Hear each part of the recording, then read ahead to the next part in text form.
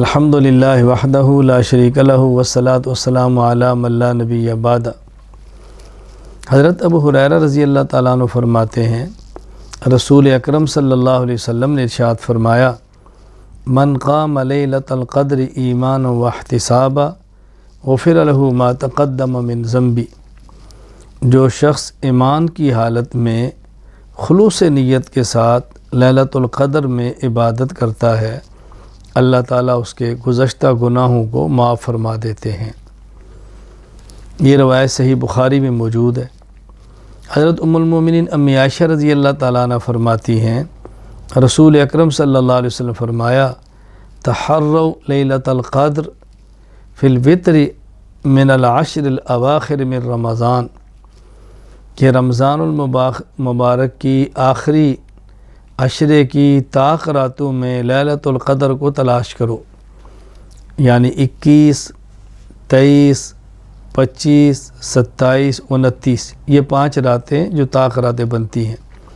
یہ روایت بھی صحیح بخاری کے اندر موجود ہے۔ لیلۃ القدر کو تلاش کرنا، لیلۃ القدر کے لیے محنت کرنا، لیلۃ القدر کے لیے جاگنا رسول اکرم صلی اللہ علیہ وسلم کا مبارک عمل ہے۔ رسول اکرم صلی اللہ علیہ وسلم معصوم ہیں، پوری انسانیت کے سردار ہیں، اللہ تعالیٰ کے محبوب اور مقرب بندے ہیں، اس کے باوجود بھی تلاش فرما رہے ہیں۔ اس سے اندازہ فرمائیں کہ ہمیں کس قدر توجہ کے ساتھ لیلۃ القدر کی رات کو حاصل کرنے کے لیے محنت کرنی چاہیے۔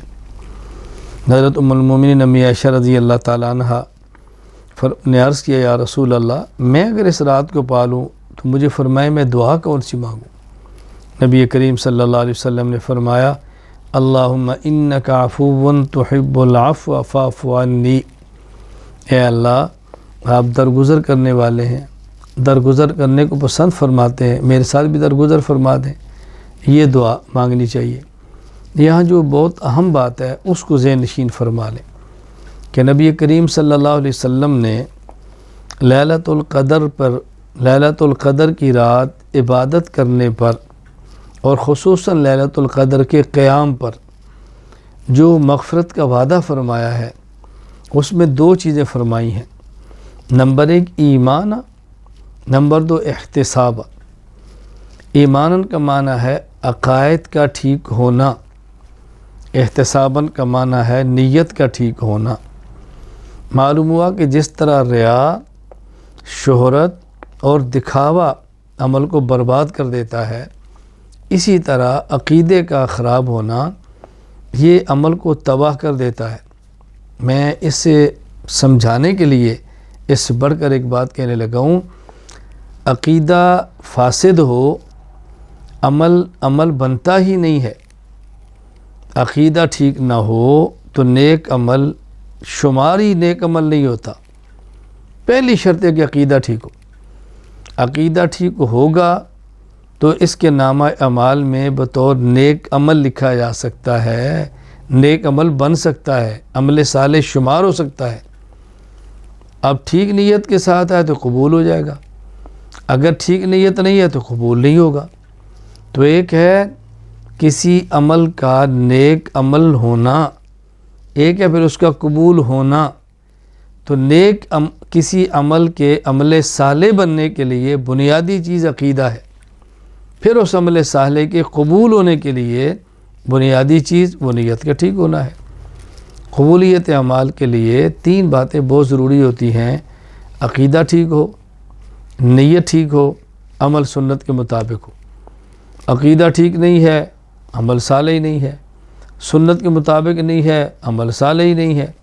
اور اگر عقیدہ ٹھیک ہے، عمل سنت کے مطابق ہے تو عمل تو صالح بن گیا ہے، لیکن چونکہ نیت ٹھیک نہیں ہے تو قبول ہی نہیں ہوگا۔ اس لیے اس بات کا خیال رکھنا بہت ضروری ہے۔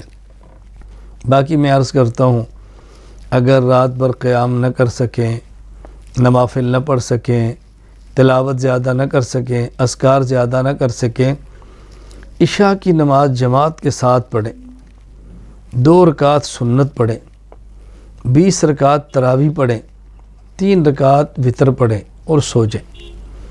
گناہ نہ کریں، فضول گپے نہ لگائیں، غیبت نہ کریں، اور صبح تہجد پڑھ لیں، سحری کھا لیں اور اپنے دیگر اعمال کے اندر مشغول ہو جائیں۔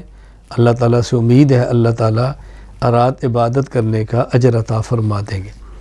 اس لیے اس رات کو بہت قیمتی بنائیں اور قیمتی سے قیمتی بنائیں۔ یہ جماعت اہتمام یہ مردوں کے لیے، خواتین کے لیے تو مسجد کی تراویح بھی نہیں، مسجد کی جماعت بھی نہیں، مسجد میں آ کر فرض نماز کی جماعت بھی نہیں۔ خواتین کا تو گھر کا معاملہ ہے، افطاری کرائیں، اس کے بعد کچھ وقت کے بعد عشاء کے فرض پڑھیں، سنت پڑھیں، تراویح پڑھیں، آرام کریں۔ شوہر نے، بچوں نے تراویح پڑھ کے آنا ہو، کوئی تقاضا ہو تو تیار کر کے کھلائیں، نہیں ہے تو آرام کریں، صبح اٹھ کے تہجد پڑھیں، سحری تیار کریں۔ انشاءاللہ اللہ کی ذات سے امید ہے اللہ تعالیٰ لیلۃ القدر کا اجر عطا فرمائیں گے۔ بہرحال اس رات کو ضائع نہ کریں، زندگی میں کبھی کبھی آتی ہے، نہ معلوم آئندہ رمضان میں جئیں گے یا نہیں جئیں گے، اس دنیا میں ہوں گے یا نہیں ہوں گے۔ اللہ تعالیٰ ہم سب کو لیلۃ القدر کی نعمت عطا فرما دے۔ وآخر دعوانا ان الحمد للہ رب العالمین۔